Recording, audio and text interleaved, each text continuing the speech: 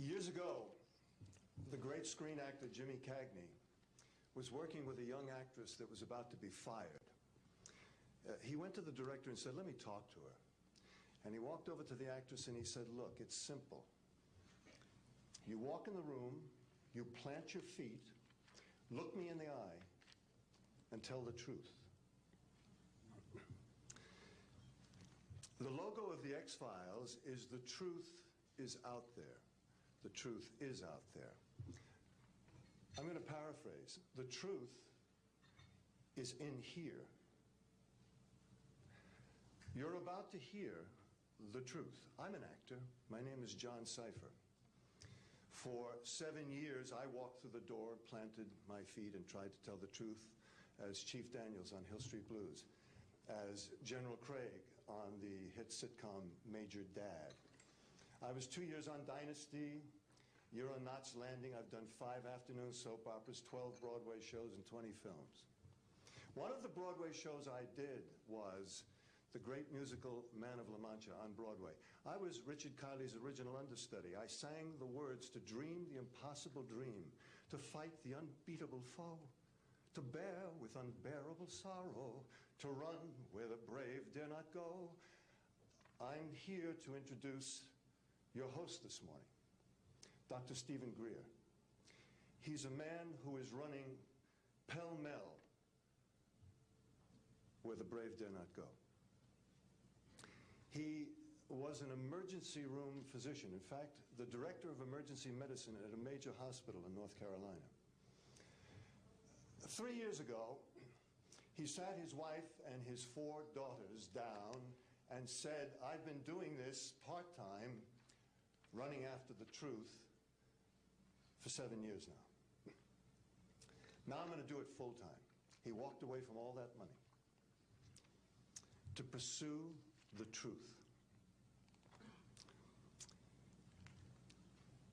I always think of Hamlet's great line to Horatio, "There are more things between heaven and hell than are dreamed of in your philosophy, Horatio." I'm going to introduce a man who says, there are more things between heaven and hell than any of us have accepted. And I have the witnesses and the documents to prove it. Ladies and gentlemen, Dr. Steven Greeg.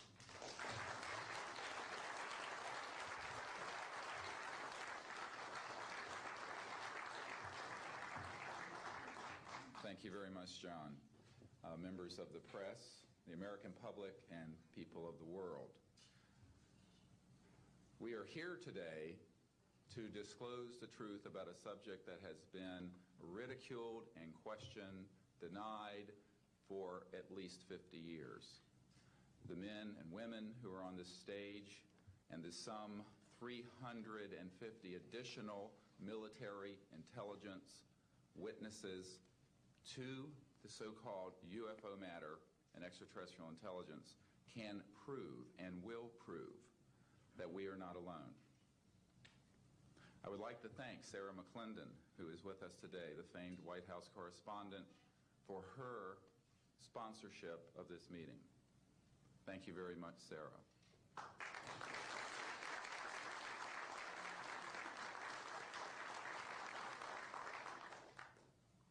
In 1993, a group of military advisors to this project and I met out in the countryside in Virginia. And we decided that it was time for civilians, military, intelligence, and other people to come together to disclose the truth about the subject which is called UFOs. Since that time, I have personally briefed a sitting director of Central Intelligence, James Woolsey, President Clinton's first CIA director. I have personally briefed the head of the Defense Intelligence Agency, the head of Intelligence Joint Staff, members of the Senate Intelligence Committee, many members of Congress, members of the European leadership, the Japanese cabinet, and others. And what I have found is that none of them are surprised that this is true, but they are uniformly horrified that they have not had access to these projects. We can establish through these witnesses whom we have identified, which now number over 400, and these are people who have been inside the CIA, NSA, NRO, Air Force, Navy, Marines, Army, all divisions of the intelligence and military community, as well as corporate witnesses, contractors to the government. And these are folks who have been involved in so-called black budget or covert unacknowledged projects. These unacknowledged special access projects are taking in at least $40 to $80 billion per year. And they are sitting on technologies that can change the world forever. The reason we are coming forward now is that we are asking for the U.S. Congress and for President Bush to move towards an official inquiry and disclosure on this subject. It has the most profound implications for the human future, for the U.S. national security, and for world peace. Specifically, technologies connected to UFO and extraterrestrial vehicles, if declassified and used for peaceful energy generation and propulsion, would solve the looming energy crisis definitively, would end global warming, would correct the environmental challenges that the Earth is facing. It is also critical that we begin to debate as a society the propriety of placing weapons in space. If indeed, as we can prove, it is true that we are not alone and that space is territory which we are sharing with other civilizations, it could be a very imprudent, destabilizing thing to place weapons in space. This is not being debated because it is off the national and international radar screens. It needs to be placed on it, and we are here today to do it.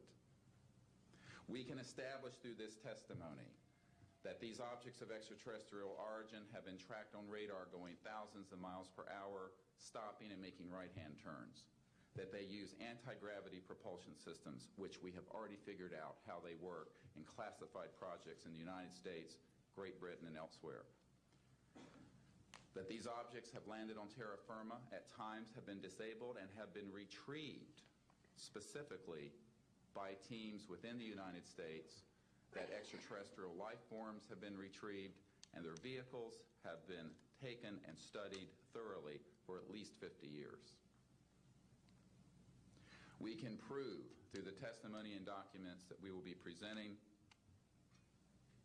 that this subject has been hidden from members of Congress and at least 2 administrations that we are aware of, presidential administrations, and that the Constitution of the United States has been subverted by the growing power of these classified projects, and that this is a danger to the national security.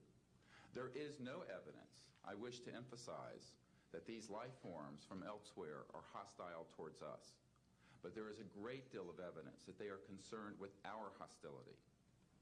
There are times when they have neutralized or rendered inert the launch capabilities of intercontinental ballistic missiles. Witnesses here today will describe those events to you. They have shown clearly that they do not want us to weaponize space, and yet we are proceeding down that dangerous path. And it will be established that these projects, because they have not been supervised properly by the Congress, by the U.S. President, by the international community, have become a threat to the national security. And for this reason, we feel we must disclose the facts. This is the beginning of the campaign for disclosure.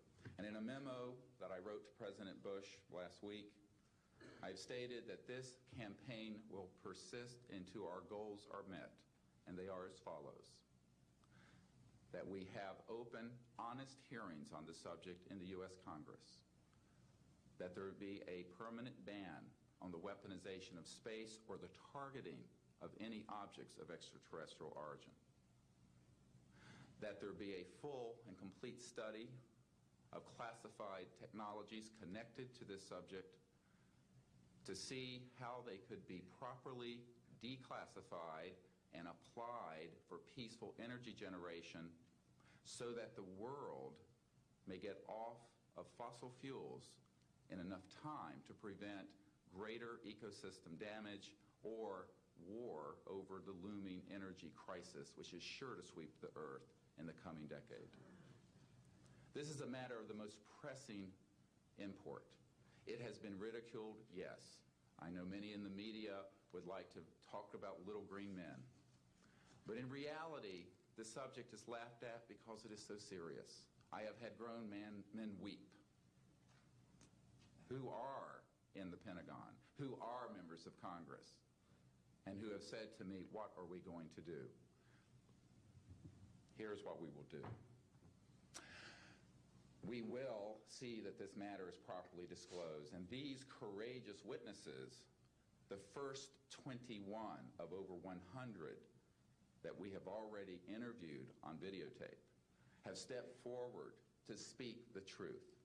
Now, I expect people to be skeptical, but not irrationally so, because these men and women have come forward and they have their credentials, they can establish who they are, and they have been first-hand witnesses to some of the most important events in the history of the human race. As was pointed out to me by some of the men here, they were charged with handling the nuclear weapons of the United States. Their word was trusted on everything of great importance for the national security. We must trust their word now. As Monsignor Balducci said at the Vatican, in an interview I had with him recently, it is irrational not to accept the testimony of these witnesses. So please be skeptical, but that is not the same as prejudiced and closed-minded. This is a matter of great importance, and I ask the media, the scientific community, and the political community to look seriously at this matter and to do the right thing for humanity and for our children.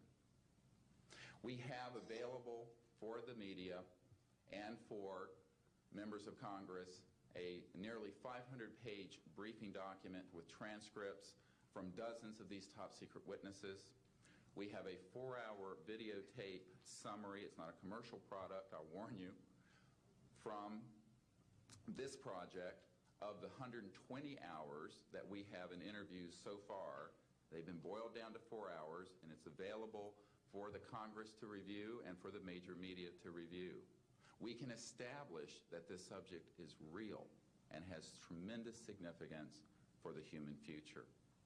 I ask on all of you who are listening to contact the members of Congress that represent you and the leaders around the world and other countries and ask them to hold an honest inquiry into this subject to support a ban on weaponizing space, since we are sharing space with other life forms. And that we move quickly as a people to understanding that this is the end of the childhood of the human race. It is time for us to become mature adults in the cosmic civilizations out there. To do this, we must become a peaceful civilization, and we must look as we go into space with an intent of cooperating with other civilizations, not weaponizing that high frontier. The men and women who will speak next will do so in order, beginning on your left. They will introduce themselves.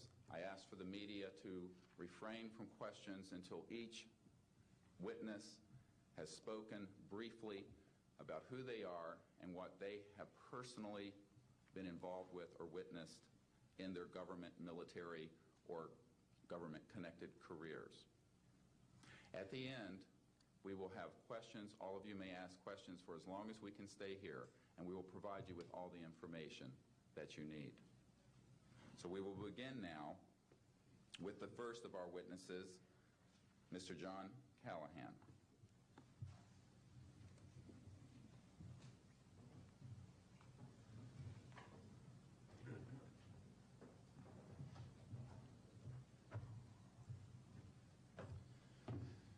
My name is John Callahan. I'm a retired FAA employee. I was the division manager for the Accidents Evaluation and Investigation Division in D.C. About 2 years before I retired, I received a call from Alaska region where the region wanted to know what to tell the media. When I questioned, tell the media what, he says about the UFO and It went downhill from there. What UFO? It turned out I told him what any government employee would do at that time was to tell him it's under investigation. And then I had him send all that data to the FAA's tech center in Atlantic City. The next day, my immediate boss, service director, Javi Safir, and I went to Atlantic City. I had just purchased a new video camera, and I videoed the event. In Atlantic City, we had him play back on a scope, you would call it a scope, a plan view display, PVD, exactly what the pilot seen or what the controller seen, and we tied that in with the voice tape so we could hear exactly what the controller said and what he heard, and we taped it. We came back the next day, briefed the administrator, Admiral Ingen, on what happened. He wanted a 5-minute briefing. After we started the briefing, he wanted to know if he could see the video. We put the video on. He watched the video, the whole video. The next day, he set up a meeting for me to give a dog and pony show to President Reagan's scientific staff and whoever they brought over, and to hand off all that data to them. That morning in the FAA round room, it was either 9 or 10 o'clock, 3 men from Reagan's scientific staff, 3 CIA people, 3 FBI people, and I don't remember who the other guys were, along with all the FAA experts that I brought with me that could decide or talk about the hardware and the software, how it worked. We put on a dog and pony show. We let them watch the video. We had all the data there. We had all the printouts that the computer put out. They got all excited over it. When it was all done, the CIA, one of the CIA men told the people they were now sworn to secrecy, that this meeting never happened and this event never happened. When I asked him why, I thought it was probably just a stealth bomber at the time. He says, well, this is the first time that we have recorded radar data on a UFO, and these guys are going to get all excited, drooling over all this data. I said, well, you're going to tell the public about it? And he says, no, we don't tell the public about this. It would panic the public. He says, we're going to go back and study this. I said, okay. It was what he was going to do. Now, I've told this story many times, and I get sometimes funny looks from people. I have with me the voice tapes of the controllers that were involved, the FAA original tapes. See, after we handed this stuff off to the president's staff, the FAA didn't know what to do with it. We don't separate UFOs from real traffic, so it's not our problem. Okay? I have a copy of the original of the video that we took, which is rather interesting. And once the thing was all over, the reports started coming into my office, but because it wasn't an FAA air traffic problem, the FAA's report ended up on a table in my office. And it stayed there until I retired, when one of the staffers packed up all my gear and helped it move to my house. Also, in a box I found just a few days ago, in my 1992 tax return, I have the target printouts from the computer data, which, so if you wanted to or look at every target that was up there at the time, you can now reproduce this from this piece of paper here.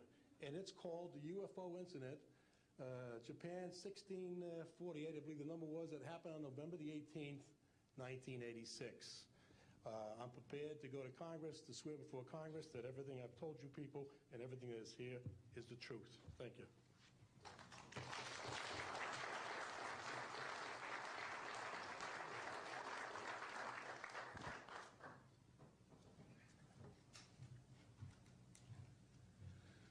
Good morning. I hope you'll pardon me. I'm a little bit nervous. My name is Charles L. Brown. I'm a Lieutenant Colonel, U.S. Air Force, retired, subsequently 7 years with the Foreign Service. I like the name Charlie Brown, a gentleman by the name of Charles Schultz, of great talent, sort of elevated the name, if you will. During World War II, I was a young farm boy from West Virginia. I got the patriotic bug, joined the United States Army, ended up flying bombers in Europe, and ended the war transport in the Pacific. Finished college in the late summer of '49, recalled to active duty in the newly formed United States Air Force. I was assigned to an organization called Office of Special Investigations. The Air Force, as most of you know, was formed in 1947. OSI, as a central investigative agency for the Air Force, was formed, I think, in 1948. So everything was relatively new. Needless to say, starting in 47, UFOs were rather new.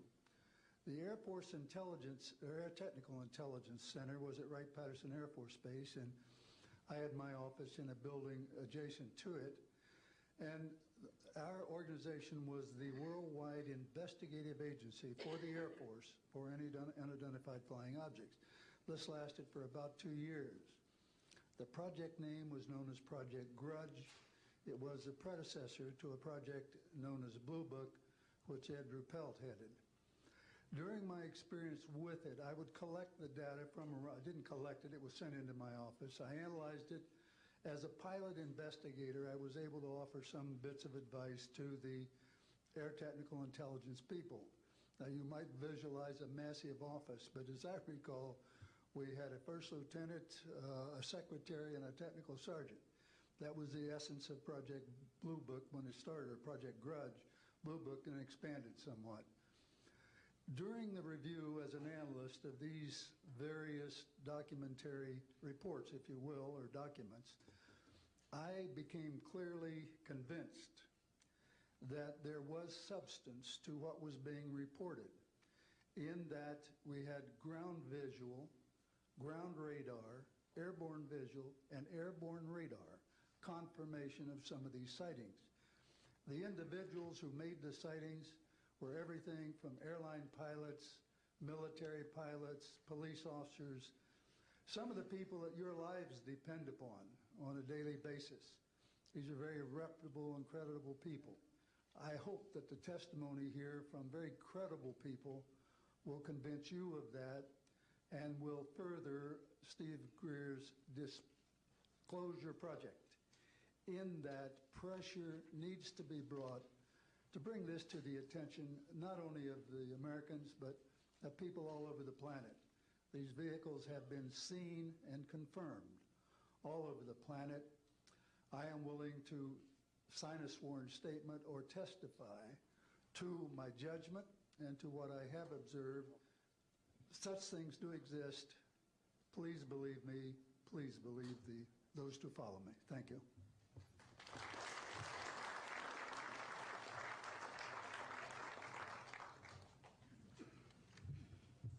My name is Michael Smith. I was in the Air Force, a sergeant from 1967 to 1973. I was aircraft control and warning operator. While I was assigned to Klamath Falls, Oregon, in early 1970, I arrived at the radar site, and they were watching a UFO on a radar that was hovering at about 80,000 feet. It sat there for about 10 minutes and then slowly descended until it dropped off the radar. It was gone for about 5-10 minutes, and then instantly reappeared at 80,000 feet, stationary. The next sweep of the radar, it was 200 miles away, stationary. It hovered there for about 10 minutes and redid the whole cycle twice more. When I found out what you normally do when you see a UFO, I was told that you notify NORAD. You don't necessarily write anything down. You don't write anything down. And you keep it to yourself. It's a need-to-know basis only. And NORAD one night called me about later in the year to let me know as a heads up that there was a UFO coming up the California coastline. I asked them what I should do about this. They said, nothing. Don't write it down. It's just a heads up. And then late 1972, while stationed at the 753rd Radar Squadron in Sault Ste. Marie, Michigan, I received a couple panicky calls from police officers who were chasing 3 UFOs from Mackinac Bridge up I-75.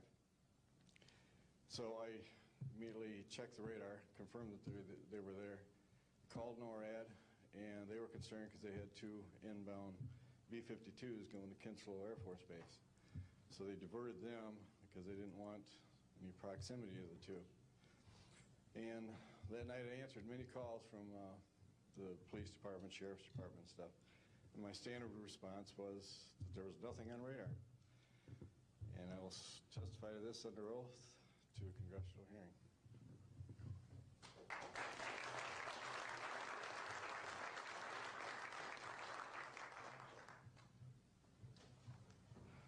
Good morning. My name is Enrique Colbeck. I am a air traffic controller. I'm sorry for my English. I'm so scared. I'm not accustomed to talk in front of a lot of people. I'm here because I'm being a witness in a voluntary way on my work. I work in Mexico City as radar controller and the International Airport of Mexico. And I'm going to give an example about this silence that we have in Mexico for several years, and this issue happens a lot of times on my country, unfortunately. For example, March 4, 1992, we detected 15 objects west side of the Toluca airport that is very close of our international airport at 50 miles, more or less. Then July 28 of 1994, we have almost a collision or something that we can name in that way with an international flight, domestic flight of Aeromexico 129, commanded by the pilot Raimundo Cervantes Ruano, that has a trash or something about in his main landing gear in the right leg. That's occurred at night at 10:30, more or less. Then in the next week, the same year, in the same moment, the Aeromexico Fly 904 has another almost collision that was reported for the pilot Corso, the Capitan Corso, at 11:30 in the morning, and we detect that object on a radar. Suddenly, just for a moment. Then the next week we have a lot of sightings reported by the pilots that give us information about the weird traffic or something, bright lights and different times, and we detect some of them in that week. But in September 15 of 1994, we have a detection about 5 hours, more or less, on a radar and a new equipment that we believe that that equipment was working in not a good way, because it's not human that you have detection by 5 hours of the same object and apparently without movement. Well, we concur with the technical persons of radar in our country that the radar system was working well, and was very exciting, and we surprised when at the next day we received information about a periodist named Jaime Maussan that is studied these cases in Mexico, about that sighting from a lot of people in the Metepec city. There is another point located southeast of the Toluca airport, about a sighting of the big flying saucer, apparently 50 meters of diameter, than for a lot of people, and that let the trash something in the ground. Well, next, November 24, 1994, we have on service officially our new radar system, and after that moment we have information very exactly about of these sightings at the same time with the pilots and detections. That's why I'm here, because we consider in my country that this is very dangerous. We have a lot of more cases, but I don't want to use more time in this. But it's very important that the people and the world knows these events and consider that could be very dangerous for aeronautical situation, especially in my country. I don't know why in my country that's occur frequently, but the point is that happens, and we consider dangerous, and we have only, unfortunately, one trash, but we don't want to have another more. Thank you very much, and I'm sorry for my English.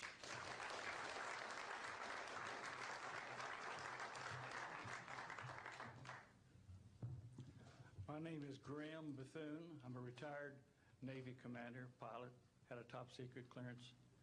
50 years ago, February the 10th, 1951, I was flying from Keflavik, Iceland to Ujawnienie, Newfoundland. It was at night, it was dark. About 300 miles outside of Ujawnienie, I saw a glow on the water, like approaching a city at night. As we approached this glow, it turned to a monstrous circle of white lights on the water. We watched this for a while. The lights went out. There was nothing on the water. Next thing we saw was a yellow halo, small, much smaller than whatever it was launched from, and that was 15 miles away, up to our altitude. Because of the trajectory, I disengaged the autopilot, shoved the nose over to try to go under this thing. And at that time, I heard a noise underneath. I thought maybe it hit us. It was actually some of the crew members ducking, and they collided, and a couple of them were injured. Then it appeared over to the right and moved out slowly and flew with us. It was still not at our altitude, but we could see the shape of it. It had a dome. We could see the coronal discharge. I went back aft to let the other pilot, Al Jones, take my seat to see what the passenger's reaction was. Came back to the cockpit, told him not to report anything simply because what the psychiatrist had said to me, maybe they would lock us up. So basically, the instruments in the cockpit, we had 4 or 5 failures. In the area of magnetic compass, the electromagnetic effect, in area of directional finders, and this type of thing. The craft was tracked by radar in excess of 1,800 miles an hour. It never did get to our altitude. We had 31 passengers, plus the psychiatrist and the crew members that all cited this at different areas. When we landed at Ujawnienie, Newfoundland, we were interrogated by the Air Force, an excellent interrogation, Captain Paulson. When we landed at the Naval Air Test Center here at Patuxent River, we were required by Navy intelligence to make out individual reports. Out of the National Archives, I have the 18-page official Navy and Air Force report. I've made up a report to straighten out all the truth. There's a stack of books out there this high that have written all of this up. So the truth is here. I will testify under oath before Congress that everything that I have said is true.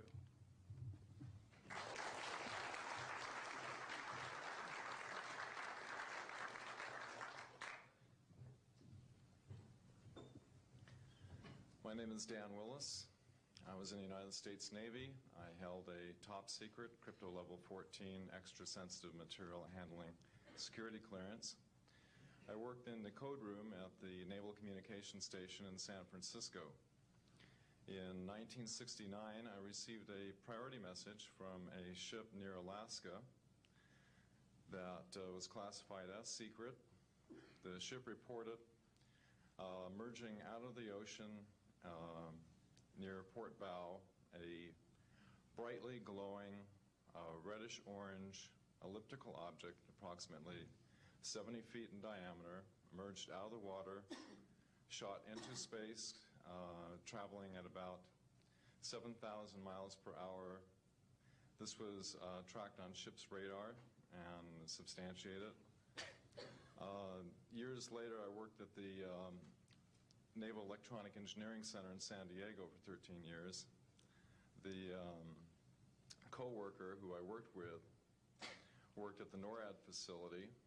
When he first started working at the facility, he noticed objects going on the screens that track everything out in space and in the air, objects going off the scale, doing right-angle turns. When he inquired, his older supervisor advised him that, quote, it was just a visit from one of our little friends.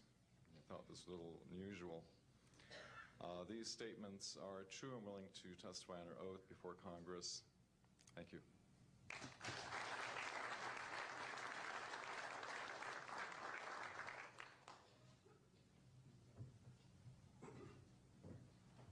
My name is Don Phillips.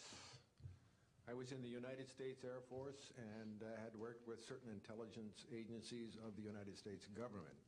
Prior to my Air Force, prior to joining the Air Force, I worked for the famous Lockheed Skunk Works.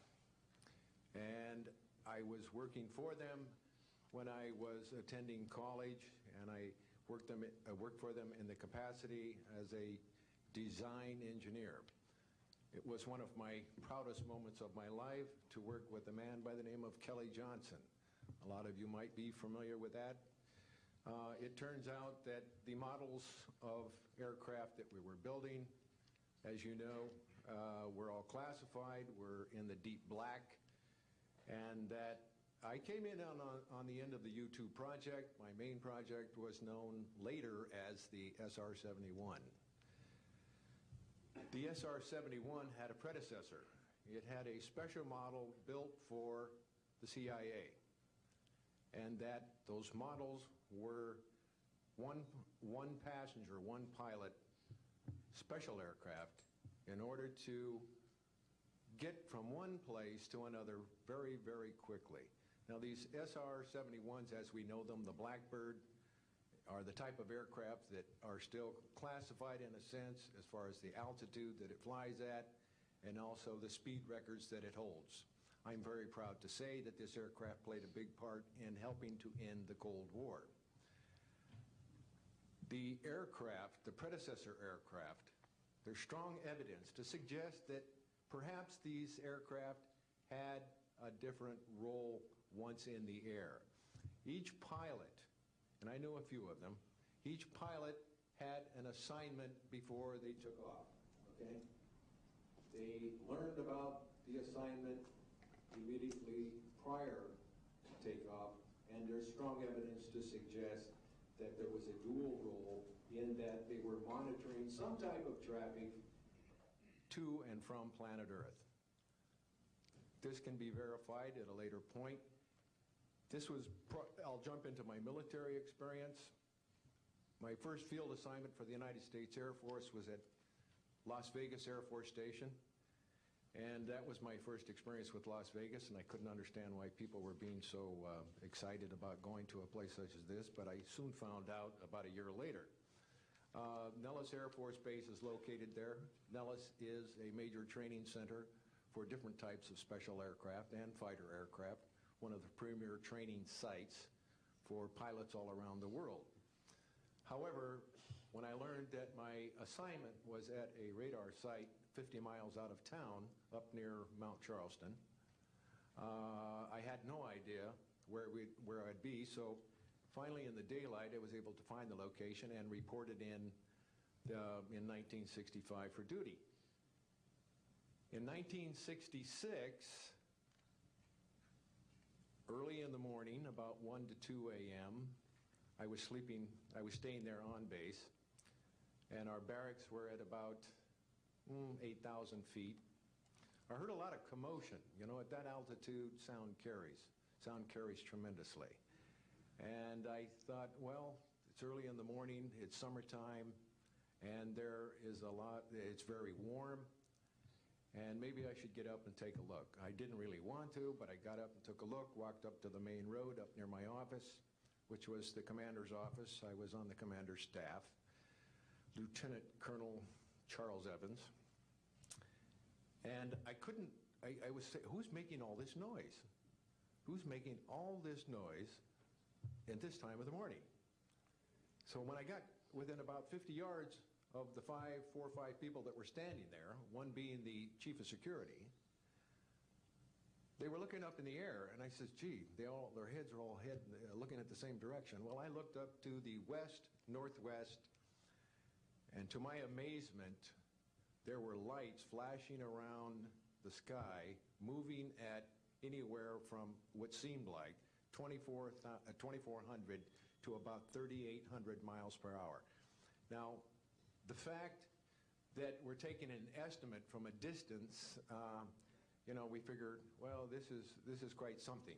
However, we continued to watch these darting lights go across the sky and stop, absolutely stop, come to a dead stop, and reverse in an acute angle their direction, and then proceed on in they were traveling so fast that you could almost see a pattern left by, if you are computer people, when you move a mouse real quick across the screen, you see a little bit of a tail. Well, that's exactly the way these 6 or 7 craft worked. After 5 minutes of watching these things, they all seemed to group up to the west, northwest, okay? They started to come in on a circle.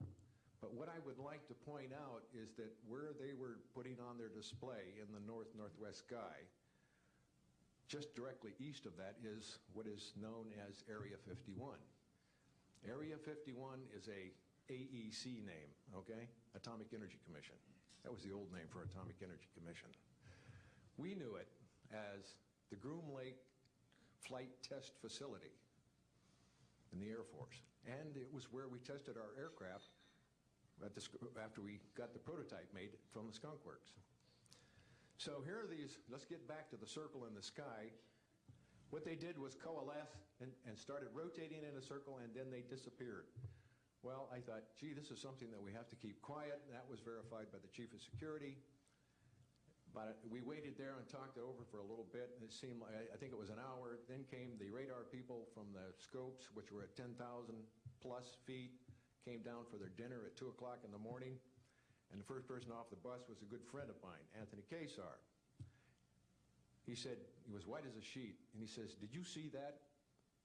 Yeah, we all said, yeah, it was a nice display. What a show. He says, we documented them on radar.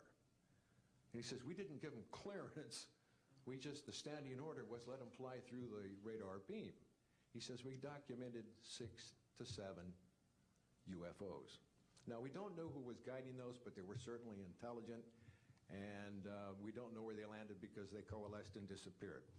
So I will say at this point, to keep it short, that I will testify under oath as to what I say is true, and I will do so before Congress. Thank you.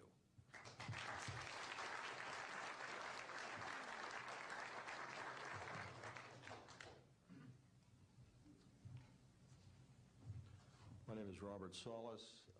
Contrary to what it says on the card, I was not a lieutenant colonel in the Air Force. I was in the Air Force active duty after I graduated from the Air Force Academy in 1964 until 1971 and separated as a captain.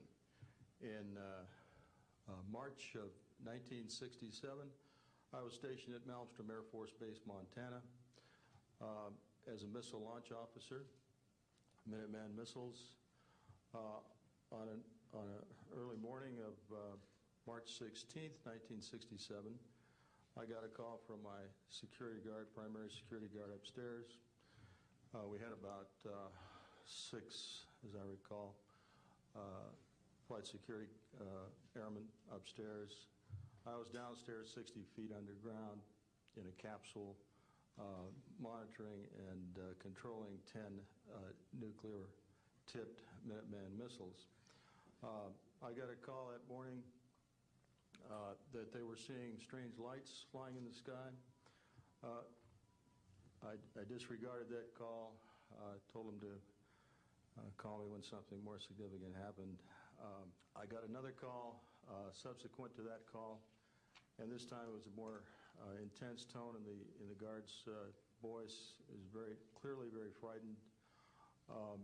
He said there was a bright, glowing red object hovering outside the front gate. It was oval-shaped. He had all the other guards out there with their weapons drawn. Right after that call, I woke up my commander, who was on a rest period, Fred Mywald, a retired colonel now, and told him about the phone calls. As I was telling him about the phone calls, my weapons started going down, one after the other. They went into a no-go condition, what we call a no-go condition. They were unlaunchable. We lost somewhere between 6 and 8 weapons that morning. within minutes of having received that second phone call of a UFO hovering outside the front gate. Again, that morning, after reporting it to the command post, we were informed that a very similar incident happened at Echo Flight. I was at Oscar Flight. They lost all 10 of their weapons under similar circumstances, very similar circumstances, where UFOs were sighted over the launch facilities. They had maintenance crews and security crews out there that had spent the night, and they were reporting UFOs over those sites. And the commander of that flight was Eric Carlson. He also separated as a captain, and the deputy commander was Walt Fiegel. He retired as a lieutenant colonel. We have those witnesses that I just mentioned, the names I just mentioned, have spoken of this event before, and they will back up this story. We also have documentation that I received through FOA requests from the Air Force outlining the Echo Flight incident, and including in that documentation a reference to UFOs. We have telexes covering this incident,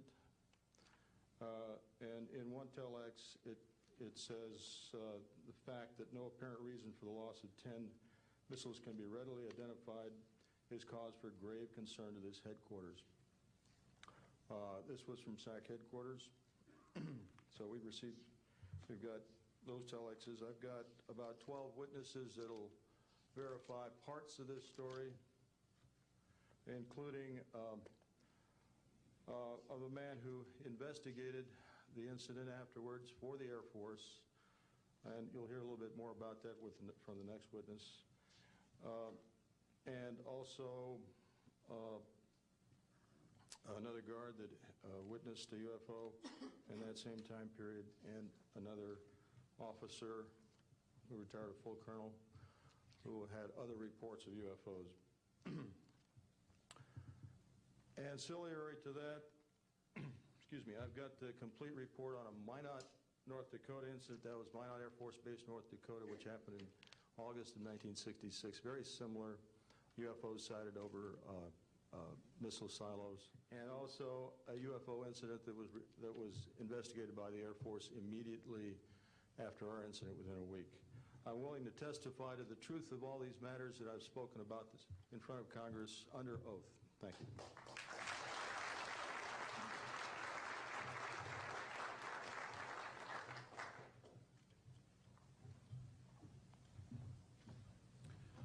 Good morning. My name is Dwayne Arneson. I served 26 years as a communication electronics officer in the U.S. Air Force, all over the world, including Vietnam. I was lucky to be selected to be commander of 3 different units in the Air Force. I held the top secret SCI TK clearance, and for those who know, it is slightly above top secret. I retired in 1986 as a colonel at Wright-Patterson Air Force Base in Ohio. I would like to relate about 3 different experiences, if you will, that relate to UFOs. As a young lieutenant over in Germany, at Ramstein Air Base, Germany, back in the early 60s, I was in charge of the cryptographic center. I had a top secret crypto clearance at that time, and I can clearly recall seeing a message that went through my crypto center which said that a UFO had crashed on the island of Spitsbergen, Norway, and the team of scientists were coming to investigate it. Going forward to the 1967 timeframe, I was assigned to the 28th Air Division at Great Falls, Montana, and I was the officer in charge of the communications center there. Also, I was a top secret control officer for the division. I had a crypto account. I was an account custodian, and I also passed out nuclear launch authenticators. During that time, I can recall seeing a message come through that communications center which said, basically what Bob just got through talking about, is that a UFO was seen near the missile silos and the missiles were deactivated. Coincidentally, my The person that Boeing sent to investigate the particular missile conditions, if you will, what made them shut down, was my first manager at Boeing, Mr. Bob Kaminsky, who has since passed away. And I can recall him on different occasions. He lived close to me in Auburn, Washington. That's where I'm from. And he said, Arnie, he says, those missiles were perfectly clean. That was the result. So then one last incident concerned when I was as a commander of the unit in Great Falls, or in Caswell Air Force Station, Maine. I had contacts with the security police at Loring Air Force Base, and they told about UFOs that were seen near the nuclear weapon storage areas on Loring Air Force Base. And I'd be glad to testify to Congress that this is absolutely the truth. Thank you.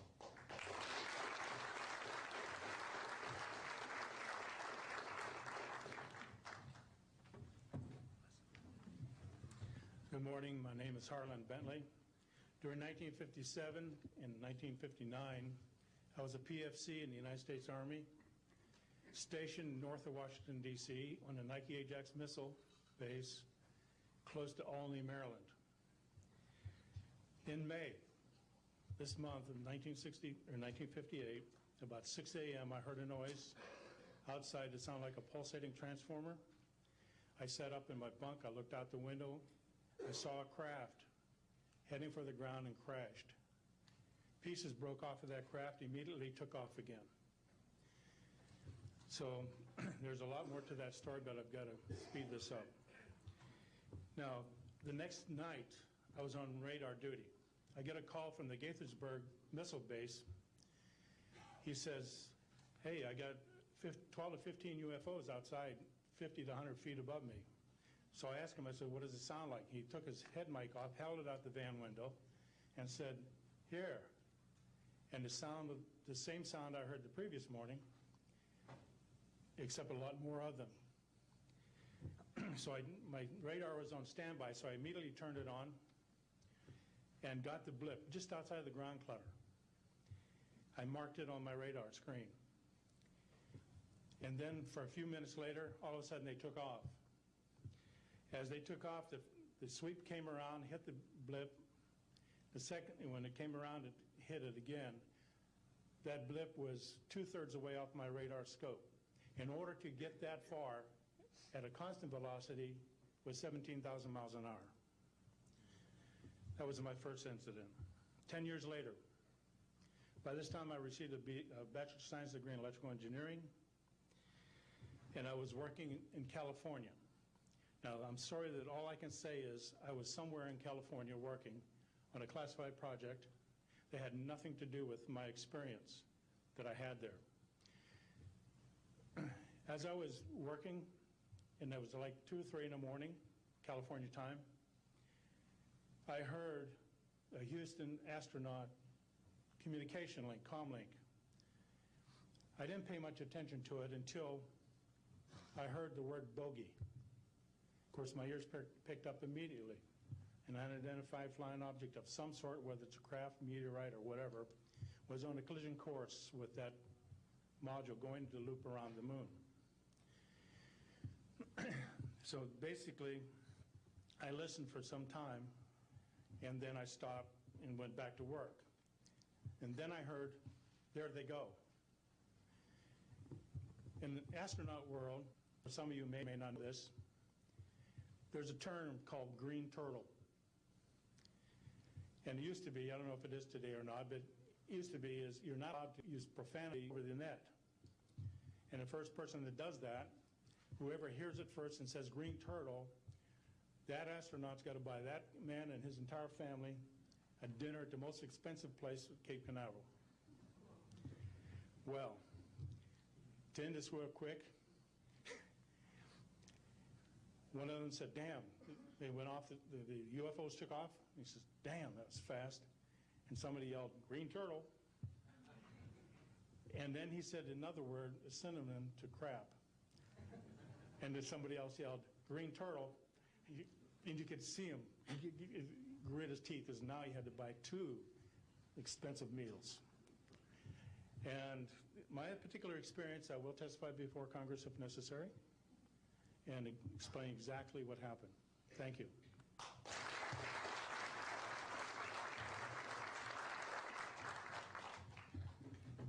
My name is John Maynard.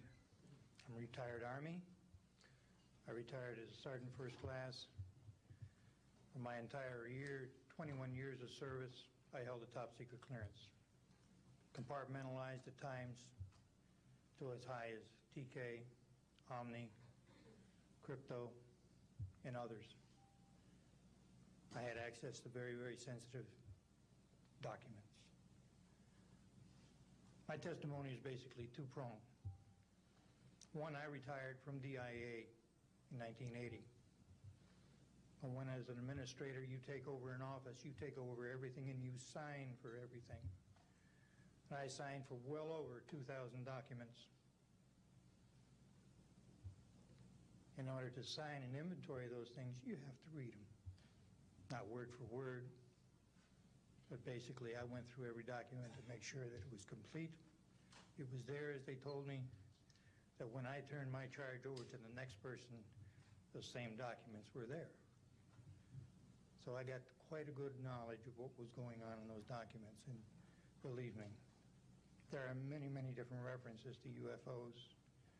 There was also NPIC pictures that shows that it would targeted objects that were casing you out. Now, I worked on the SALT 1 and SALT 2 areas for the office that I worked in.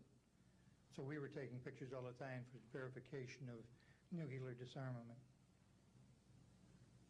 And there were some objects in those pictures that didn't belong there. The second prong to this whole thing is that a lot of people talk about conspiracies over a shadow government. I'm willing to testify before Congress that these black operations do exist. I nearly became part of it. But I saw the light, I think. Or was it? And I got out. And that's it. We have to disclose what we know. And I am willing to testify before Congress under oath, or before any other organization, that what I witnessed was true.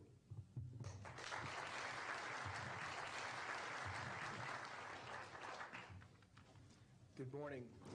My name is Carl Wolf, and I was a precision electronics photographic repairman with a top secret crypto clearance in the United States Air Force. I was stationed at Langley Air Force Base in Virginia. In 1965, in mid-1965, I was loaned to the Lunar Orbiter Project at NASA on Langley Field. Dr. Colley was in charge of that project. They had problems with a piece of electronic equipment that was bottlenecking their production of photographs. I went to the facility, and when I walked into the facility, there were scientists from all over the world. I was stunned, actually, to see people at a NASA project from all over the world. It didn't make any sense to me initially. I was taken into the laboratory where the equipment was malfunctioning. I couldn't repair it in the dark. I asked to have it removed. Airman second class was in the dark room at that time. I was also an airman second class. I was interested in how the whole process functioned, how the data got from the lunar orbiter to the laboratory. I asked the young man if he'd describe the process to me. He did. About 30 minutes into the process, he said to me, in a very distressed way, by the way, we've discovered a base on the backside of the moon. And then he proceeded to put photographs down in front of me, and clearly in these photographs were structures, mushroom-shaped buildings, spherical buildings, and towers.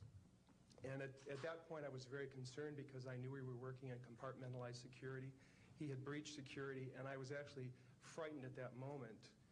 And I did not question him any further. And a few moments later, someone did come into the room.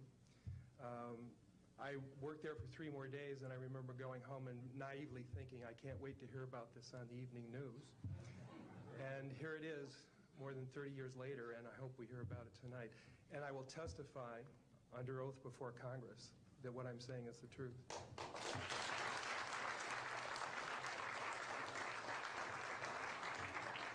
Thank you, Carl.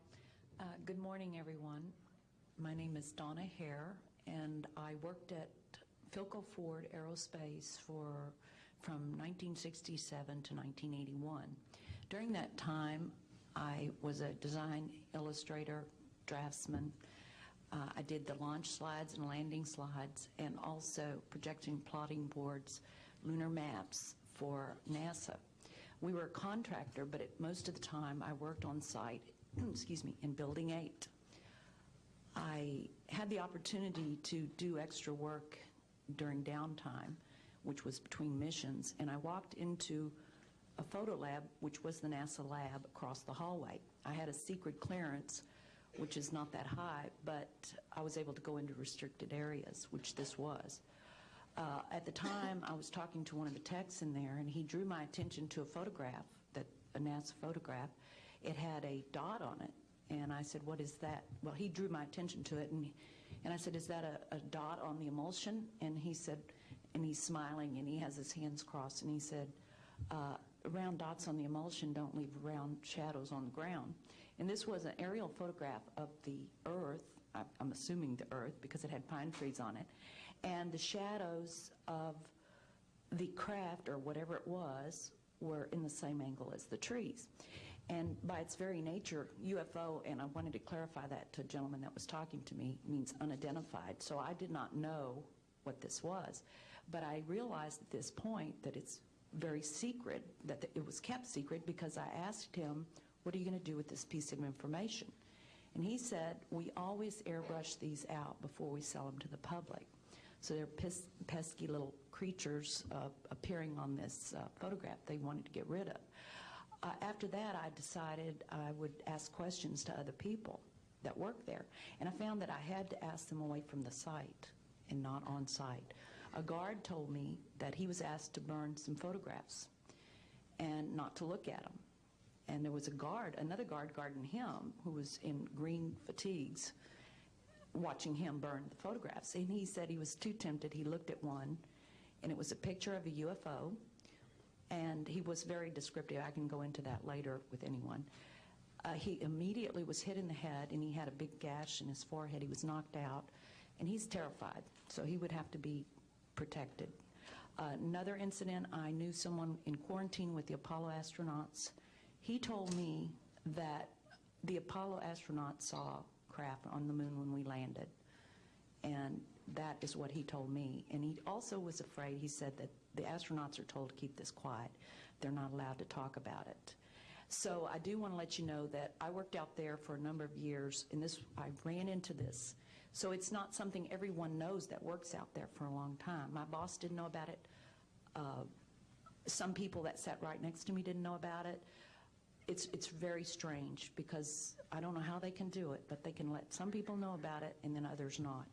I'm willing to testify before Congress that what I'm saying is true, and thank you very much. Thank you.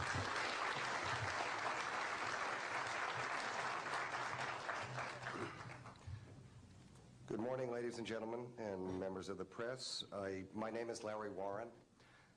20 years ago, in 1980, I was a security specialist assigned to RAF Bentwaters, Woodbridge, NATO Air Force facilities in Suffolk, East Anglia. I had a secret security clearance.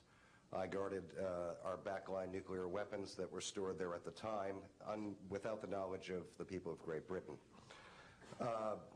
I went through a portion of a 3-night UFO event where objects made incursions over our WSA, fired pencil-thin beams of light into them, and adversely affected the ordnance, possibly.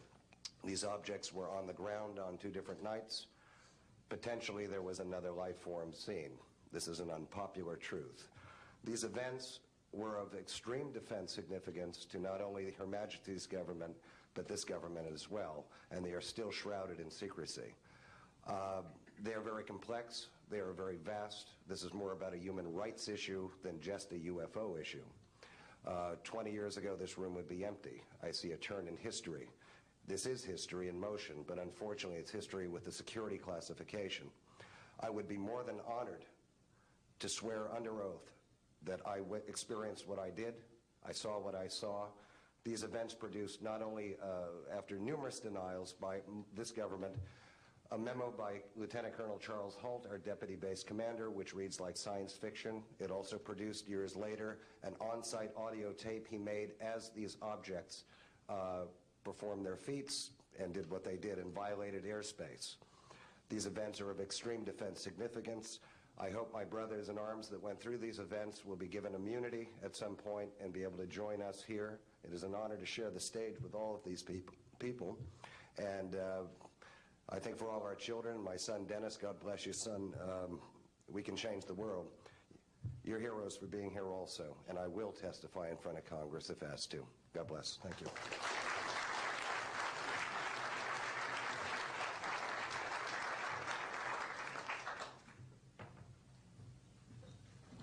Hi, my name is George Filer III. The reason I'm here is because George Filer V is in the hangar and will be born on Friday. And I'm a retired intelligence officer and flyer with almost 5,000 hours, and I didn't believe in UFOs until London Control called us in the winter of 1962 and asked us, would we chase one? And we said, sure. So we let down from 30,000 feet to 1,000 feet where the UFO was hovering, and we went into a steep dive and actually exceeded the red line of the aircraft. So it's kind of dangerous chasing UFOs. In any case, I was able to get the UFO on the aircraft radar at about 40 miles, and we could see a light out in the distance, and as we closed, we kept on picking up this radar return. The point I'm mentioning that the radar return was very distinct and solid, indicating it was some kind of a metallic object. We got about a mile from the UFO, and it kind of lit up in the sky and went off into space, very similar to what the shuttle looks like when it takes off. Later on, I was working in intelligence in Vietnam. I briefed General Brown about UFOs. When I was in 21st Air Force, in McGuire Air Force Base, briefed General Glau about a UFO over Tehran, Iran in 1976. That two F-4s from the Iranian Air Force had taken off and tried to intercept the UFO, and when they turned on their fire control systems, they immediately went off. All the electrical systems went out. The planes had to return to base. This was particularly significant because it was also picked up on satellites. In 1978, on January 18th, I was going into the base. Every morning I did the briefing to the general staff, and I noticed that there are some lights off in the distance at the end of the runway there. And when I got into the command post, the senior master sergeant in charge said that there had been UFOs in the pattern all night. They're on radar. The tower had seen them. They gotten aircraft reports and so on, and that one had landed or crashed at Fort Dix. Fort Dix and McGuire are right together. And this is kind of like the Roswell of the East. But in any case, an alien had come off the craft and had been shot by a military policeman, and apparently was wounded and was heading for McGuire. So for whatever reason, the aliens liked the Air Force better than the Army, perhaps because they're shooting at them. But in any case, our security police went out there and found him on the end of the runway dead. And they asked me to brief the general staff, General Tom Sadler, and at the 8 o'clock stand-up briefing. And I said, I don't think I want to do this. You know, the general doesn't have a good sense of humor, and I'm not sure I believe this. So I did some checking, called the 438th Command Post, and everybody had pretty much the same story. And at 8 o'clock that morning, just before I went on, was going to brief this, and I was very worried about it. They said, don't brief it, that it's too hot, so to speak.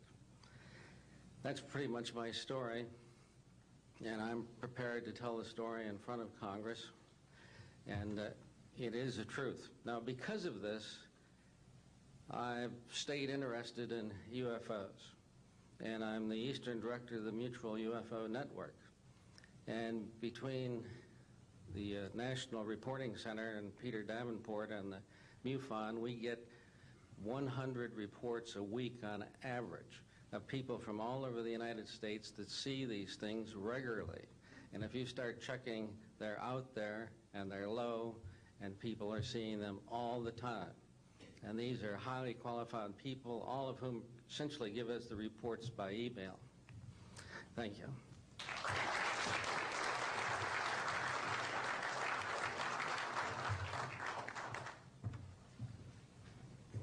Morning, ladies and gentlemen. My name's Clifford Stone. I was a Sergeant First Class, United States Army.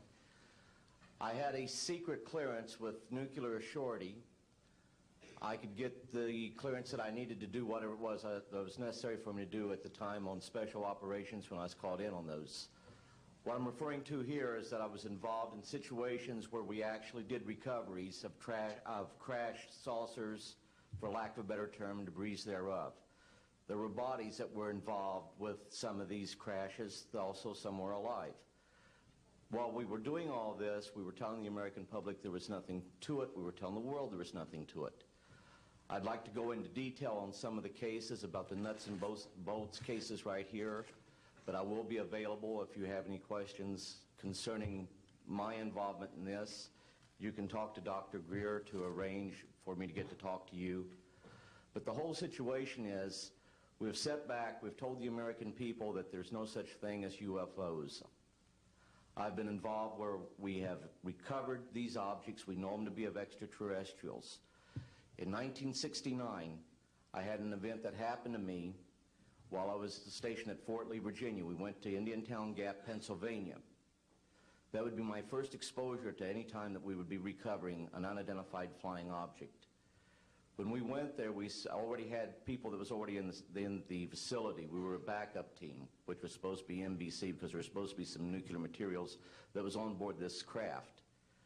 Later on, most people involved would have been were to be told that there was nothing on board it. It was nothing more than just a crash of one of our aircraft. I know better because I was one of the people that approached it with a Geiger counter to get surface readings. I was the first person to go ahead and see that there were bodies on it. That would be the first of approximately 12 events. UFO crashes are not events that take place every day. They're rare. I know we're not alone in the universe. I know that the absence of evidence is not evidence of absence. It's evidence that has been denied to the American people.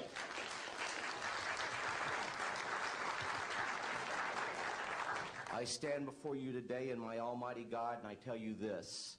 If Congress calls me in and says, will you testify in detail what you know, I stand here today prepared and ready to do just that. Governments must never lie to the people for no reason. Thank you.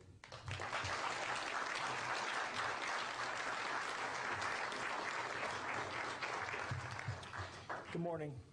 My name is Mark McCandlish, and for the last 21 years, I have worked as a conceptual artist for a variety of defense contractors. I've been involved in conceptual artwork of the production thereof for Rockwell on the X-30 program, and also on the HISTEP program. That's spelled HYSTP, means Hypersonic Testbed Program. During the course of my career, I've twice had a secret security clearance. In 1967, while my father was stationed at Westover Air Force Base, the headquarters for 8th Air Force Strategic Air Command, I witnessed and watched through a telescope a UFO which hovered over a nuclear weapons storage facility for approximately 10 minutes and then departed with an acceleration approaching a bullet leaving a rifle barrel. In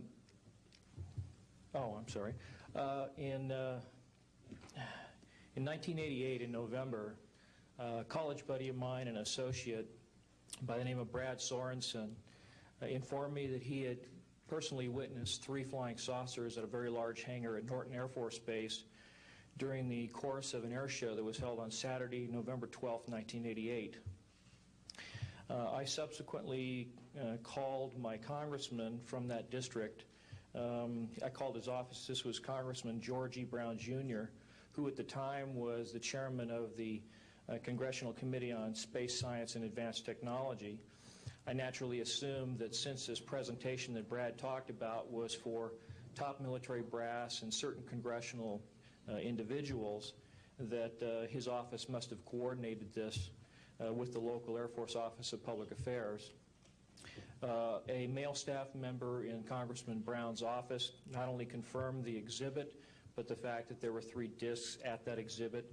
These discs were hovering off the floor without any visible means of support. They were referred to as alien reproduction vehicles, also nicknamed the flux liner because they used high voltage electricity. Let's see. To keep things short, this is a diagram that I made based on a sketch that Brad Sorensen did for me in rough form shortly after he had his sighting, and subsequently cleaned that drawing up and made it much more accurate. And that's the drawing that Dr. Greer is holding there now. Later on, I obtained photographs that were taken in 1967 by a military pilot, Harvey Williams, flying a C-47 for the Air Force at 12,000 feet, approximately 25 miles southwest of Provo, Utah. This particular vehicle matches the so-called ARV in all proportions and respects in terms of the detail of the shape of the craft. And this was photographed, as I say, in June or July of June of 1967.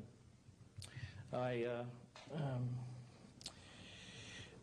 later spoke to a gentleman by the name of Kent Sellen that I met at an air show at Edwards Air Force Base in 1992, the first unveiling publicly of the B-2 bomber. He indicated to me that in 1973, when he was a crew chief working on experimental aircraft at Edwards Air Force Base, that he had unintentionally wandered into an area where there was a classified aircraft, namely the ARV. He described it in detail, and he added other details to the account concerning the configuration and the operation of the vehicle that Brad Sorensen was not aware of. Subsequently, Brad Sorensen met with the famous aeronautical designer Burt Rutan, gave him a copy of this blueprint which you've just been shown. Mr. Rutan felt that it was a joke and put it on his wall as kind of a joke. And a third party confirmed for me later that a Colonel Ray Walsh from Edwards Air Force Base was visiting Mr. Rutan, saw this blueprint on the wall and registered quite a degree of shock and anger, wanted to know where the hell he got this blueprint, because there was in fact such a craft at that time, approximately 1994, 95, in a hangar at Edwards Air Force Base, North Base Complex at that time. Subsequently, I've done a lot of research on this product, this vehicle. I've come across a number of declassified documents that show that the Air Force, as early as 1960, was wind tunnel testing flying saucer shapes up to Mach 20. And I also have declassified NASA documents that show similar shapes. In fact, this is the document here that more or less details the wind tunnel testing up to Mach 20. This is the NASA document right here that was declassified, and it shows a variety of spherical and lenticular shapes that were flight tested up to, or I should say wind tunnel tested up to Mach 6. I subsequently obtained a copy of an inter-office memo from Hercules Aerospace that describes a particular type of science involving something called zero-point energy and scalar waves. According to Brad Sorensen, this is the basis of the technology for these anti-gravity propulsion systems. This particular document here describes 6 different meetings involving the Defense Intelligence Agency and cooperative efforts with the Russian scientific community in investigating this what is called the fundamental enabling technology that was originally discovered apparently by Nikola Tesla in the early 1900s. Anyway, I could provide you much more detail at a later time, and I am prepared to testify in detail concerning these events and their truthfulness before Congress. Thank you very much.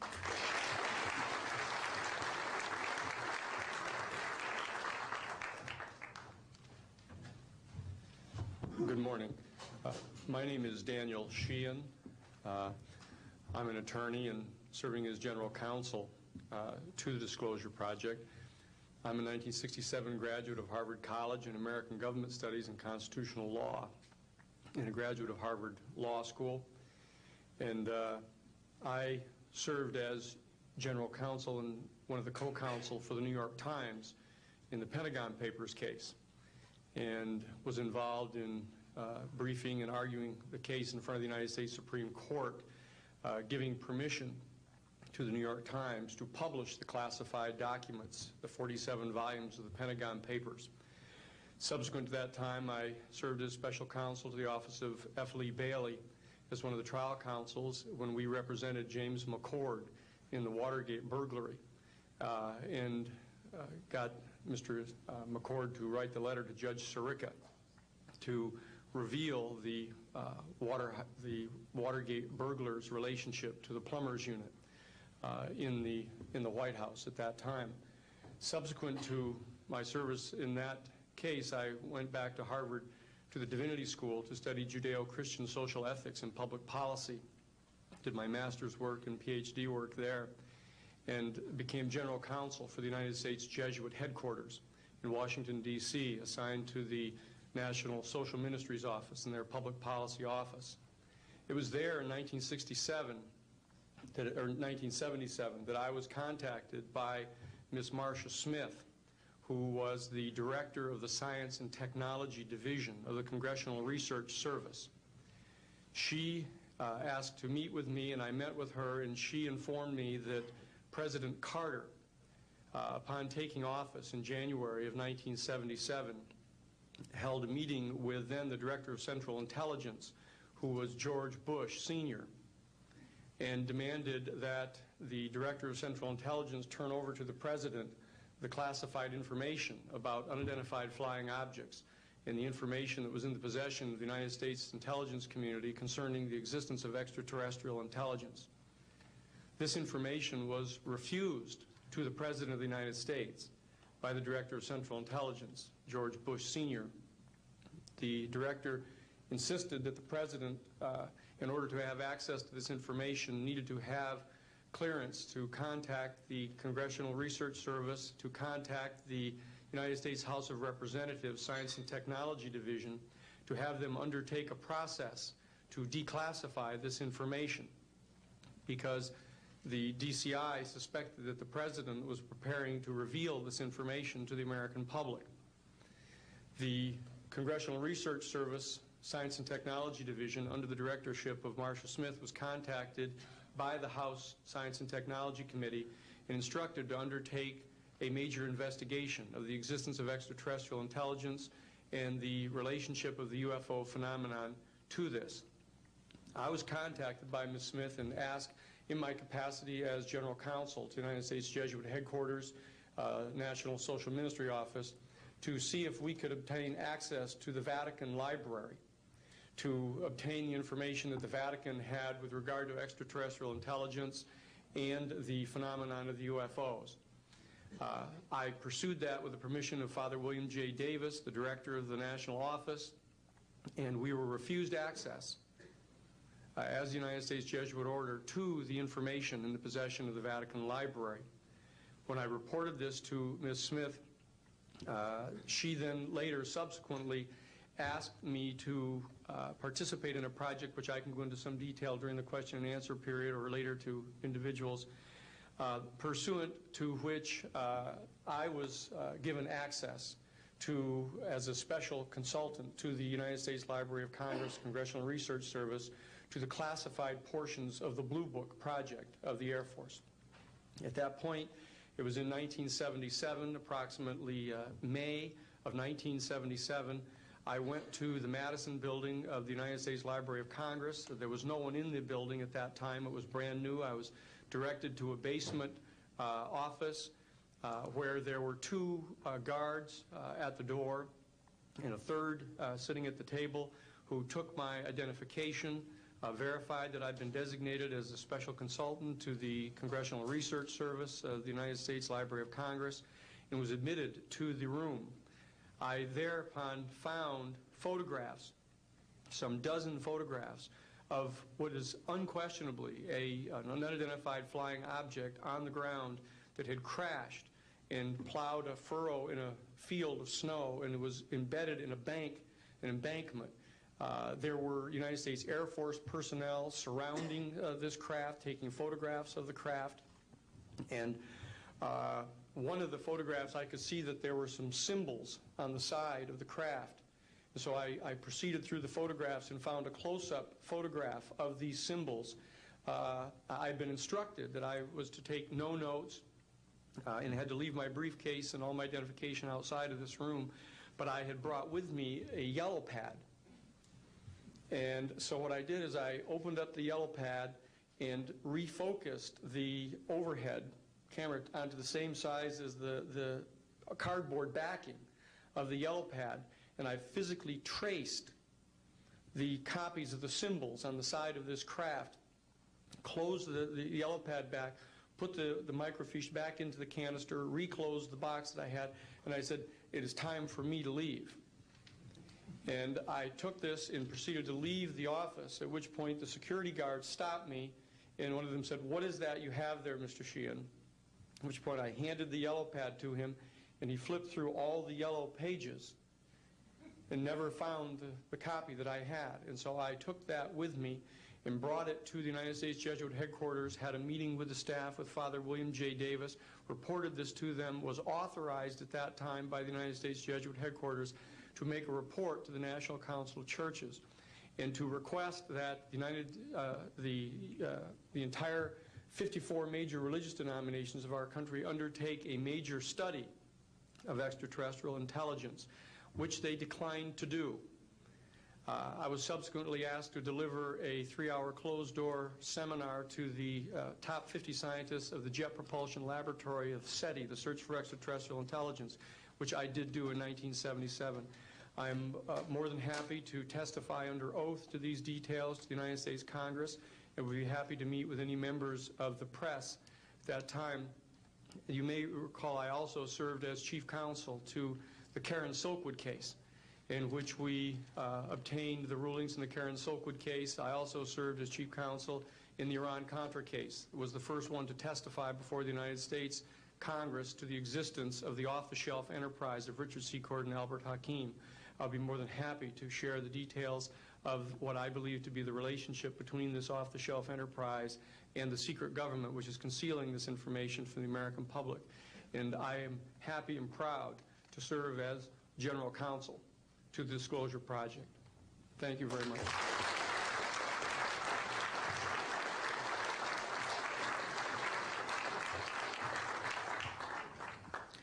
Good morning. My name is Carol Rosen. In 1974, after being a 6th grade school teacher, I was introduced to the late Dr. Wernher von Braun, in the U.S. the father of rocketry. In my first meeting with him, during that first 3.5 hours, he said to me, "Carol, you will stop the weaponization of space." And I said, you know, teachers don't stop until June. He said, "No, you have to understand, this is February, and we have to prevent the weaponization of space because there is a lie being told to everyone that the weaponization of space is now first being based upon the evil empire, the Russians. There are many enemies," he said, "against whom we're going to build this space-based weapon system. The first of whom was the Russians, which was existing at that time. Then there would be terrorists. Then there would be third world countries. Now we call them rogue nations or nations of concern. Then there would be asteroids." And then he would repeat to me over and over, and the last card, the last card, the last card would be the extraterrestrial threat. Well, at the time, I kind of laughed when he said asteroids, and when he said extraterrestrials, I knew I wasn't going to deal with that subject.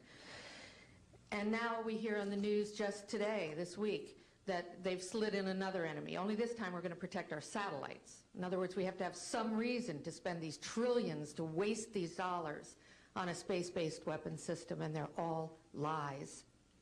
This is a system, he told me, that would never protect anyone. Even back then, he talked about suitcase bombs. He talked about chemical, viral, bacterial, biological warfare, that these space-based weapons would never protect us against. And then he told me that, in fact, if you travel around the world, which I did after he died in 1977, I met with people in over 100 countries who were friends. They didn't want to build space-based weapons. I became a space and missile defense consultant, and I worked with people around the world. I became an advisor to the People's Republic of China. They don't want to build a space-based weapon system, and he told me back then that they didn't. He said, go to Russia. They're considered to be the enemy. I got on a plane by myself.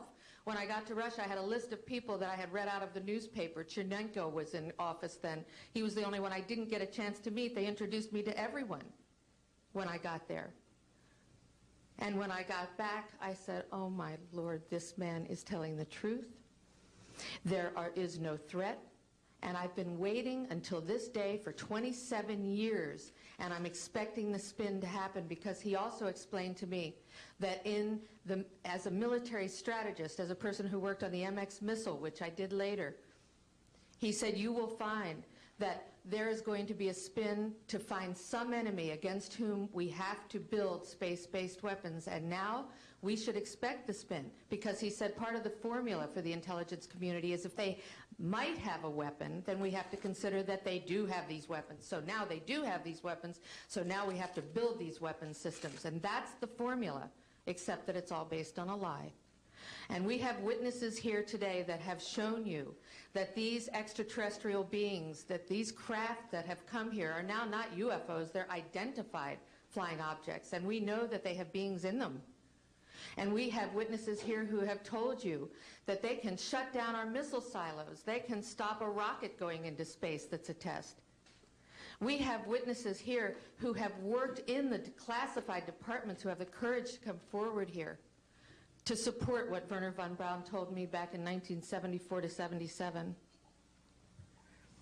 And I will testify before the Congress that when I founded the Institute for Security and Cooperation in Outer Space, which I shut down a few years ago because I didn't believe we had a chance with this huge, integrated around the world, complex weapon system, that we had any chance at all of transforming that war industry into a space industry that could provide benefits, like Dr. Greer has said, of global warming. We can end that situation of that problem. We can end the energy crisis. We can build now non-polluting technologies. Wernher von Braun used to tell me that we could have cars back then that drove around off the ground. He described this to me on beams so that we have no pollution on this planet. And we can solve the problems of the people that are urgent and potential, and the other animals and the other cultures on Earth and in space. And we can end the arms race without dislocating the industry jobs, without disrupting the economy, by transforming, Wernher von Braun told me, the war industry into a global cooperative space industry that will provide, he said, finally, more jobs and profits on this planet than during any hot or cold wartime, more products and services that can be applied directly to solving the problems of this planet. And we can have a whole planet now that lives in peace on Earth, with all the cultures on Earth and with all the extraterrestrial cultures in space. And these are words that Wernher von Braun told me in 1974, and I will testify before the Congress under oath about everything I have said and more. Thank you.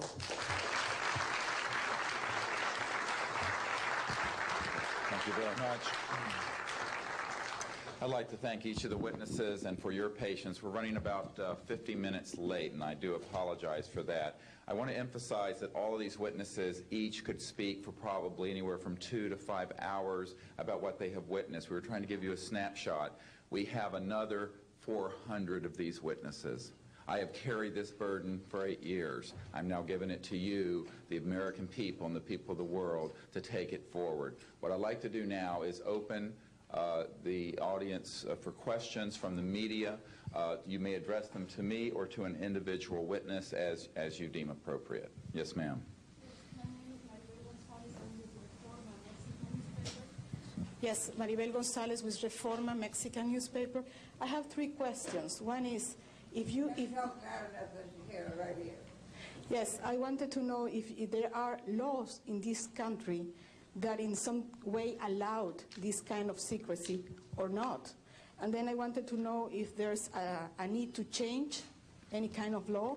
And the next one I wanted to ask you, if you may, is who is profiting from this secrecy that maintains in secret the solution to the energy crisis? I mean... Well, let me get to those, okay, quickly, because we are short on time. First of all, I think initially there was an appropriate national security apparatus in place in the 40s during the Truman and also Eisenhower years. By the late Eisenhower years, we have a testimony from Brigadier General Stephen Lubkin, still a practicing attorney, that by the late Eisenhower years that he had lost control of these projects primarily because of the compartmentalization into the military-industrial complex. Operative word industrial. There are corporations such as SAIC, Lockheed Martin, Northrop, and others that deal specifically with this issue, with advanced energy and propulsion systems connected to UFOs. And I think that what has happened, from the best we can tell, from insiders that have briefed me for now about 8 years, is that we have lost control of these projects from a constitutional law perspective because the infrastructure within military intelligence and corporate channels is so well funded and so complex and labyrinthine that there are compartments within compartments within compartments, and people who are in the Congress who make inquiries, and in fact President Clinton, when he made inquiries, were simply denied access, as you heard earlier that President Carter was denied access. On your other question, I would say that in terms of profiting from the status quo, big oil. There are certain geopolitical and financial infrastructures that would not welcome a definitive replacement to the fossil fuels. I will tell you, and we can prove this with other scientists who are ready to come forward, that we already have a complete replacement for any fossil fuels or ionizing nuclear power plants. We don't need them. We haven't needed them. Probably have not needed them since the time I was born. Now, of course, this is a major issue. You're talking a multi-trillion-dollar global infrastructure change. And so this does hit the alarm bells at the National Security Council economics area. However, what is more serious to the national security? Keeping the status quo or letting ourselves go into a global ecosystem collapse and running out of fossil fuels and having massive rolling blackouts, not just in California, but globally. We have got to do something about this, and soon, and that's why we are advocating open hearings in the Congress. Other media, please. Yes, sir. I just want to know if anybody at the UN is looking into this. I personally met with Boutros Ghali's wife, Aliyah Ghali, who said that her husband was quite concerned about this. This was in the 1990s. Since then, we know that there have been other people at the UN who've made inquiries. The problem is the UN has no mandate to deal with this. It needs to be given a mandate from its constituent member nations. And I think that the public and the member nations need to ask that the United Nations get involved with this. This is an international peace issue and an international security issue, and it should be taken up by the UN Security Council, and of course we are recommending that as well. Yes, sir. So I think my question is actually to Clifford Stone. You said that you had seen aliens on a craft that had crashed. I wondered if you could describe what they looked like. I could, but it would probably take a whole lot of time. The reason I state that, when I got out in 1989, we had cataloged 57 different species. You have individuals that look very much like you and myself that could walk among us and you wouldn't even notice the difference, except for some of the things that they might be able to go ahead, even in a dark room, and touch an object and go ahead and identify what color that object might be. They would have a heightened sense of smell, sight, hearing. The situation is that you have various types of what we normally call grays. We didn't call them grays in the military, but you had at least 3 types of the grays. You had some that were much taller than we were.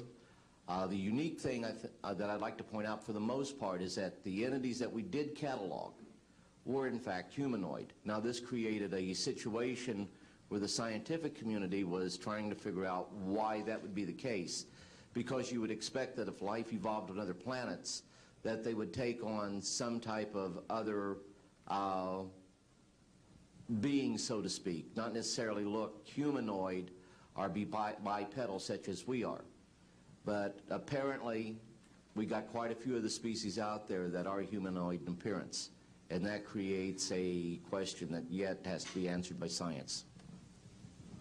Yes, and as I call on you, please state the news agency that you were with. Yes, ma'am.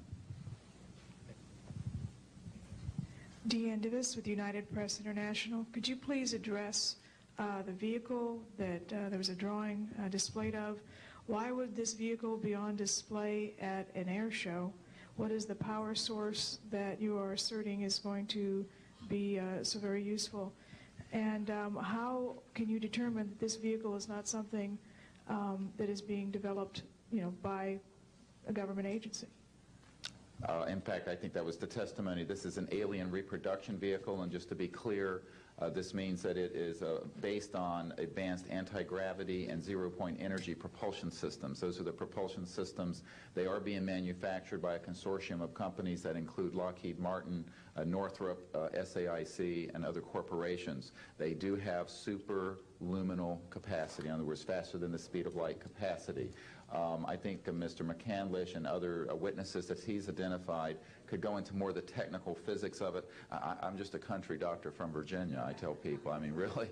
And but this is actually what is the reason it's called alien reproduction vehicle is that it's based on the study of extraterrestrial vehicles, but it is manufactured by human military intelligence, aerospace contracting arrangements.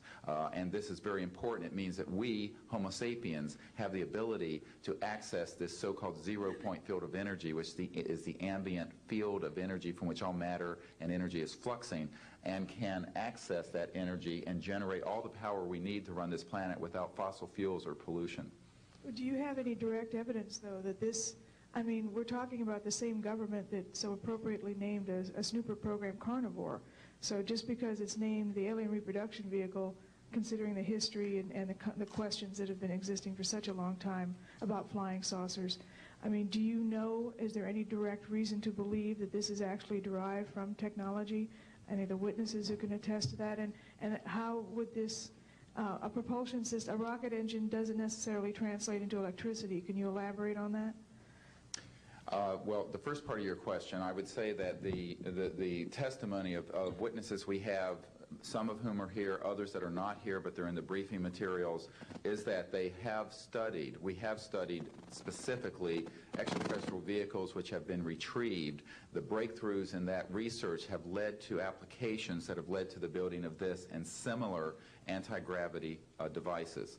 And that, in fact, this can be proven in open testimony before Congress, and that is exactly what we are calling for. We have the witnesses to establish this, and they also have the documents and the specific details of the propulsion systems. But this is not a jet internal combustion system at all. It is actually kicked in by a type of electric power source, and it then accesses this ambient zero-point energy field that is responsible for all matter and energy existing, and by special configurations and what have you, it causes a cancellation of mass inertia and an anti-gravity effect. And this is a complex technical discussion which is probably beyond the scope of this conference, but we have materials in the briefing document that we can provide you with references to people who have studied the anti-gravity effect as far back as certainly the 1950s. We have one witness who said that his family was connected to the RAND Corporation, and that by the mid-1950s that more money had been spent on anti-gravity propulsion systems than the totality of the Manhattan Project. So yes, we can establish those elements. Other questions? Thank you. My name is Murray Felsher. I publish a newsletter downstairs here called the Washington Remote Sensing Letter that deals with reconnaissance and surveillance of the Earth from space.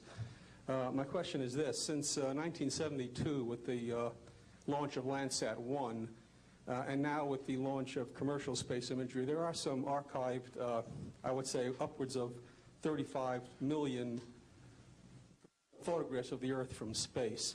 And not one of them has shown a flying saucer. Are you suggesting that these have been airbrushed out? We're suggesting that there is a system before the public gets hold of anything that's off of a government-connected satellite. There is a compartmented operation that does indeed sanitize them from this type of evidence. And I think the testimony of the gentleman who was with the Defense Intelligence Agency, Mr. Maynard, Ms. Hare, and others would substantiate that. We have other witnesses who have been involved in projects where such items have been sanitized out. It could also be that if you did a thorough search, you might find a few that slipped through. We obviously haven't had the research dollars to go through all the millions of images that are cataloged to look for them, but we do know there's been a very thorough sanitizing of this. And people should not be naive about the extent to which covert programs using billions of our tax dollars have been able to effectively hide this. This is one of the sort of myths of both the media and the public. It's sort of a Pollyanna myth that we live in a society where such things could not be done. In fact, they are done, and we can prove that they have been done. Proceedings here, and I'm wondering how your screening process went. Can you tell us a little bit about your satisfaction level with that? Well, I'm very satisfied that these are genuine and good people who are speaking truthfully. Out of 400 people that I'm dealing with, not 20 times this number, have I been fooled? Yeah. I'm an emergency doctor. Let me say something. People come into the emergency department with flank pain, riding on a stretcher. What have they got? A kidney stone, right? Yeah, well, some of them go into the bathroom, prick their finger, and squeeze blood into the water, the urine sample, to show that they have blood in their urine so they can get a narcotic injection. Now, have I been scammed as an emergency doctor who has I'm bright enough to kind of know when I'm being scammed, but have I occasionally? Yeah. Is it possible? It's possible. Is it likely? No. And here's what's more important. You don't not treat or accept the testimony or the history of every patient that comes in with flank pain and assume that they're lying just because you've been scammed once or twice. This field, you make a very good point, is filled with hoaxes and scams and what have you. It doesn't mean, however, that all of it is. And in fact, what we're saying after 8 years of research, we have found the documents, the top secret witnesses, the insiders willing to testify under oath before Congress that this is true. Now, here's another key point. Some of the people who are in this witness pool, Mr. Sheehan, myself, and a couple of other attorneys, are members of state licensed professions. And what that means is that if we are perpetrating a hoax, we will lose our license to practice medicine, we will lose our license to practice law, because we'll be perpetrating a hoax upon the public. So what I would say to you is that the group of people before you are very credible, and the others whom we have identified are. We are not the CIA. We have not been able to do a $50,000 background check on each person. I'll give you that caveat. But we have done very serious interviews and vetting. And by the way, these people have presented their DD-214s, their defense forms, other documentation that show the DD-214s and others that show that they were in the military at a certain place and a certain time. So we're very comfortable that, in fact, that the weight of the testimony will carry the day here and that this is real. I had an insight, and it relates to your question. There have been tens of thousands of sightings and experiences from all over the world. Only one of them needs to be true. Because if only one of them is true, then the entire case, the non-reality of these sightings, falls apart.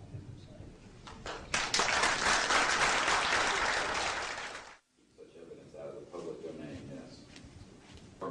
A priori, all signed agreements and oaths that have flowed from such operations are null and void.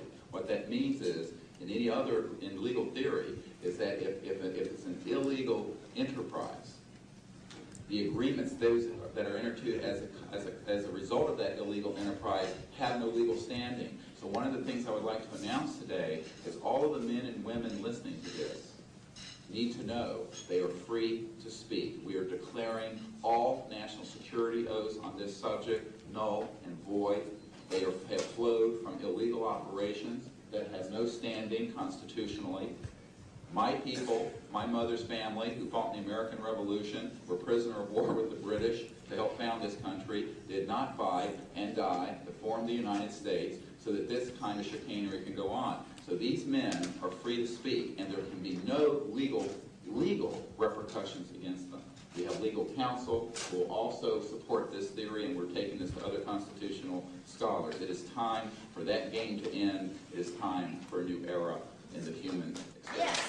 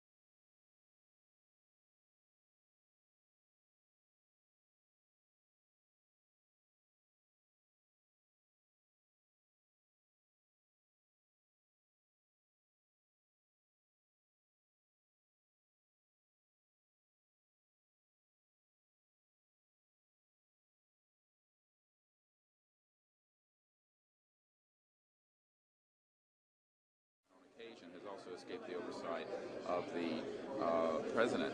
We know for a fact that this has happened. I personally briefed President Clinton's first CIA director on this. I was informed that they had no access to these projects, although they knew they existed. I was told the same thing by the senior investigator for the Senate Appropriations Committee, a man named Dick D'Amato, who in 1994 told me that there were somewhere between $40 and $80 billion a year going into these classified projects, and that he, with a subpoena on behalf of the Senate and a top-secret clearance, could not penetrate them.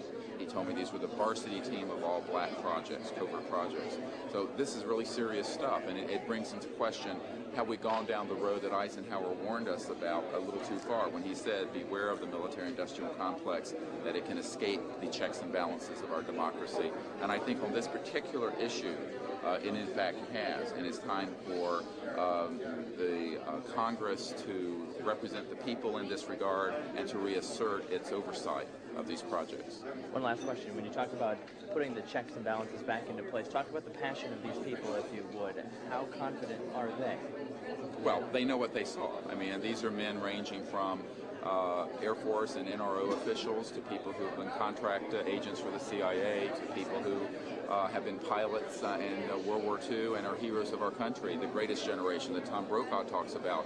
And so what I have to say to you is that these people know what they saw. They're not going to be speaking about anything except what they directly witnessed. And we're not talking lights in the sky and swamp gas. We're talking people who have actually retrieved extraterrestrial vehicles who are going to be here today. Very good. We'll take one picture of it. That's concrete and that's based on reality, but anyone who does further research in this field will find that they are not hostile. None of them are hostile. They have shown us that they can shut down missile silos and rockets. They have not destroyed us, and they've been here for tens of thousands of years. We know of 50 years worth, more or less, of secrets. We know of major things. And the fact what about is, this hybrid breeding program that keeps being referred to? well, again, we're not dealing with these kinds of things. We are dealing with credentialed, unimpeachable witnesses here who have worked in projects. We're not dealing with that. We're dealing with what we know.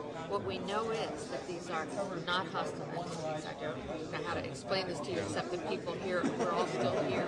The world is still here. And they have shown us what their technology is capable of doing. And you can yet imagine, and you can hear from witnesses who've worked in fields of re-engineering, back engineering, what kinds of technologies can come out of this to literally save people from the suffering that's going on right now. I don't doubt the possibility of that. Yes, and that's what this disclosure is about. It isn't about these other kinds of stories that you have no proof of and nobody does. And the fact is, we have proof here of what we're saying. Well, they have removed artifacts. Well, again, we're not going to deal with this kind of story, and a lot of that is manufactured also. That's for sure. So what we're dealing with here is concrete evidence, documents, people who have worked in the industry, naval military industrial complex, intelligence industry. I worked on the MX Pistol, and I was if I went public with that whole thing. So you can imagine